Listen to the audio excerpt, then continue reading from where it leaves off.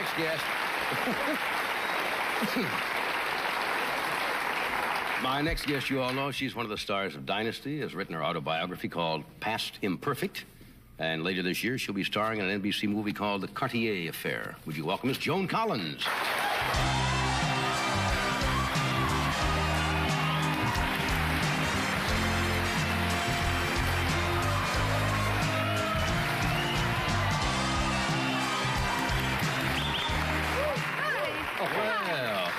Well, you got it right, the Cartier Affair. Yes, C-A-R-T-I-E-R, Cartier. I've always known how to spell Cartier. Yes, I'll bet you have. Most people say Cartier or something like that occasionally? Yes, they get it wrong. Oh, you look stunning tonight. Thank you. I haven't seen you since the Oscar night. That is right. That's still going on, by the way. That's right. Monumental show, wasn't it? They got to learn to do something with that show. You know what was funny about that night is that we were at that party afterwards, and there was a whole bunch of really big stars that were getting ready to leave. And then Michael Jackson came in, do you remember? And they all decided to stay for another half an hour. Isn't that crazy? Which really goes to prove that big stars like big stars more than anybody else. It's a fact, isn't it? And then, after they'd sort of got to talk to Michael Jackson, then they were all getting ready to leave again, and Shirley MacLaine came in. It was very interesting, actually. So people try to be sophisticated and are not. Who would you stick around for? I would stick around for Michael Jackson. Yeah? Yes. John Travolta. Really? Yes. Catherine Hepburn. Yes. Spencer Tracy, but... well, you stick around a long time. If he shows up, call me. Be there. You know, I saw you on Entertainment Today. I think it was on this morning. It was? Yeah, I saw you twice talking. in one day. And I saw you, they were advertising one of the tabloids. You're in the tabloids this week again? Moi? Yeah. You mean instead of you? Yes, instead of... Yeah, I've had a slow day. Yeah. And you've been asked so many questions, who your favorite people are, what books do you read, about the men in your life and so forth. I'm tapped out. I don't know what to... So I thought maybe to do this a little differently, just to have a different interview. Okay. Have you ever done an interview in which the host wore a catcher's mask? A catcher? What's a catcher?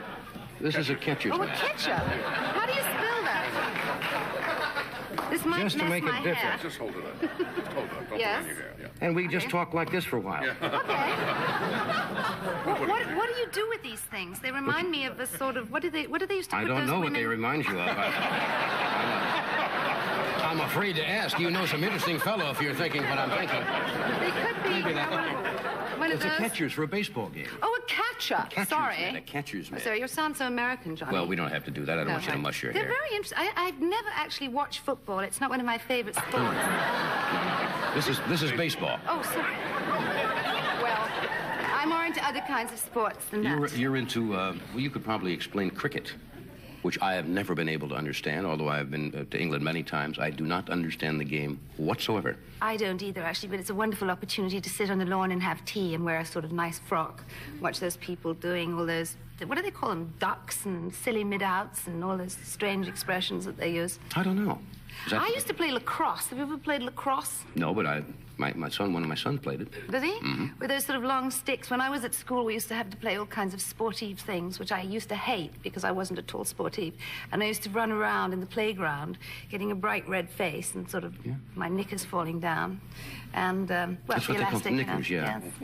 And I didn't like that at all. But I find that the sort of American obsession with sports and the British obsession with sports is something that I can't go along with at all. I just am very bored. What kind of a young lady were you? What did you do when you were in school? I used to write off to film stars and dream of the day that I'd be a famous actress. Did you really? People would come and pay a lot of money to see me on the silver screen. And that's happened.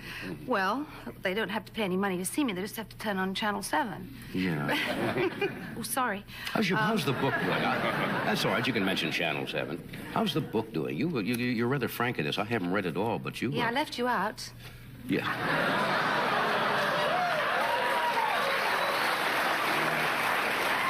You realize that if he and I got married, we wouldn't have to change the monograms on the towels? Wouldn't that be cute? And also have a similar... Nobody ever has. Come to think of it.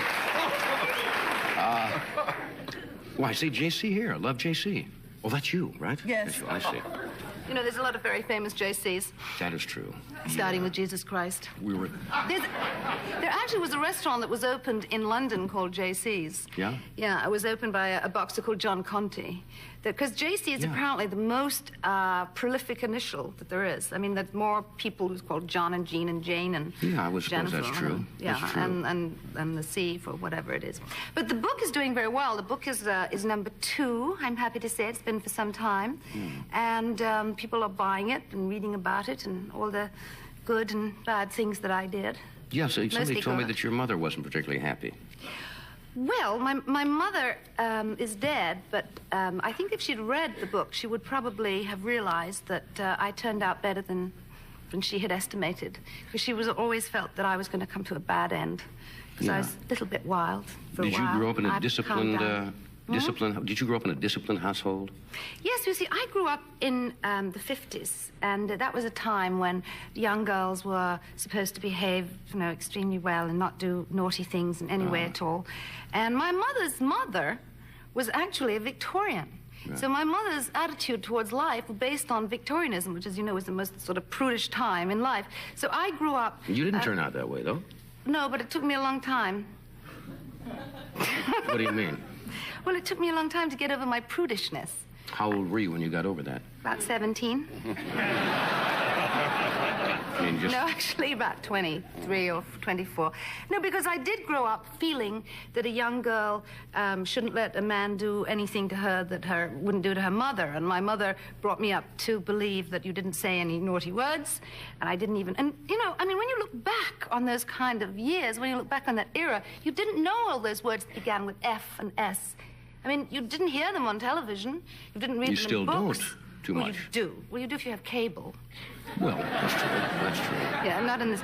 And so I didn't know. I used to go to the Didn't you ever hear your mother use a naughty word? No, she told me once that if my father ever said the F word, that she would divorce him.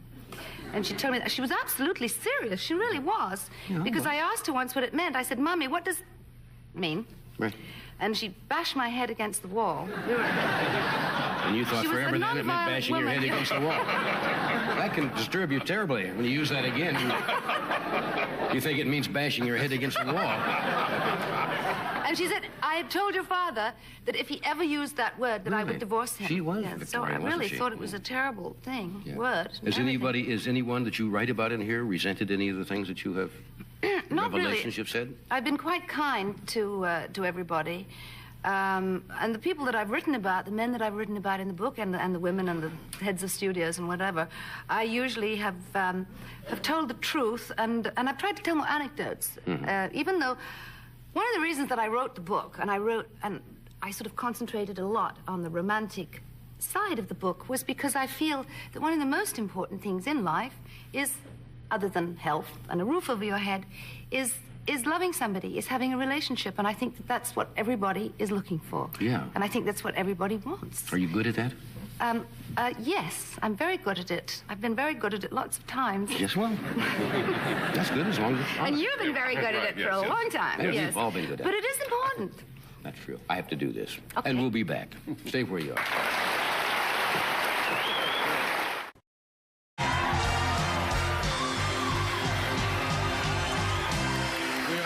Talking with Joan Collins about your book. You have to go around the country now and do what they call these book parties from store to store? Oh, no, I can't do that. It terrifies me. Why?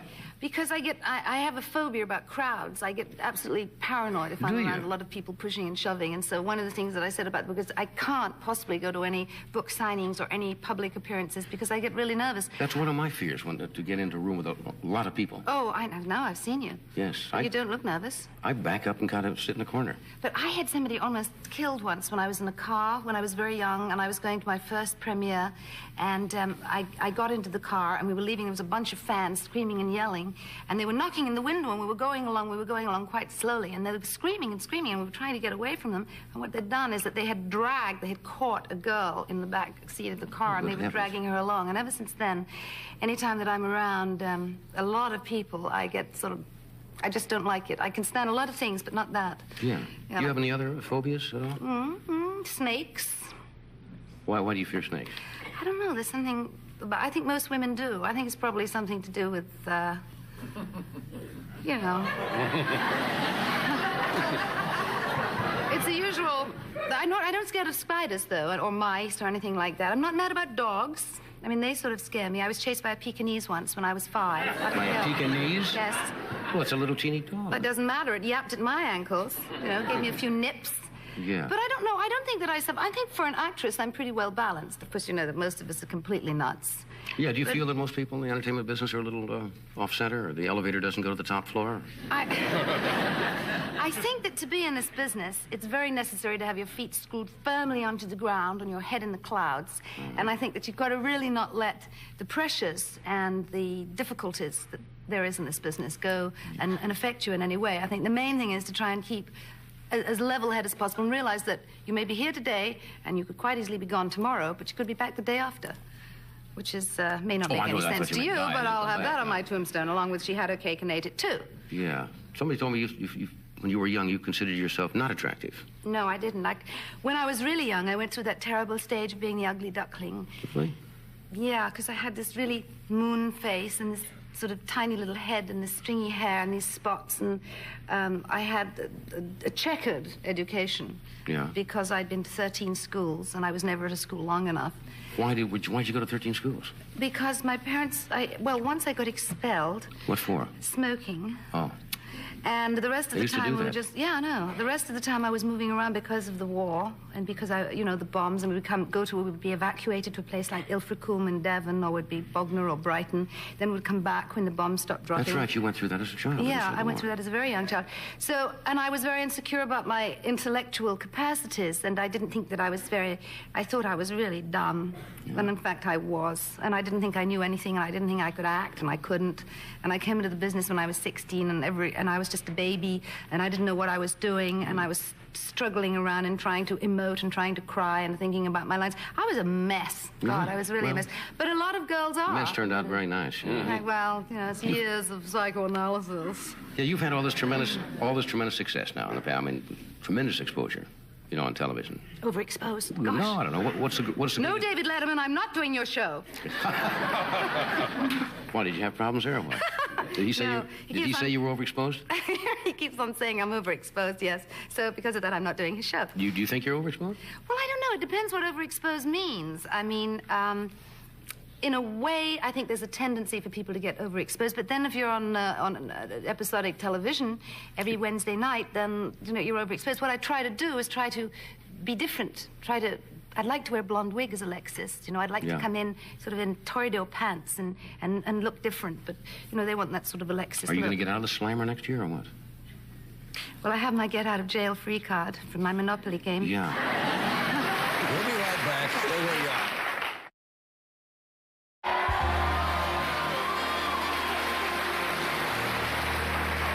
Thank you for being here. When's the movie play? Later on?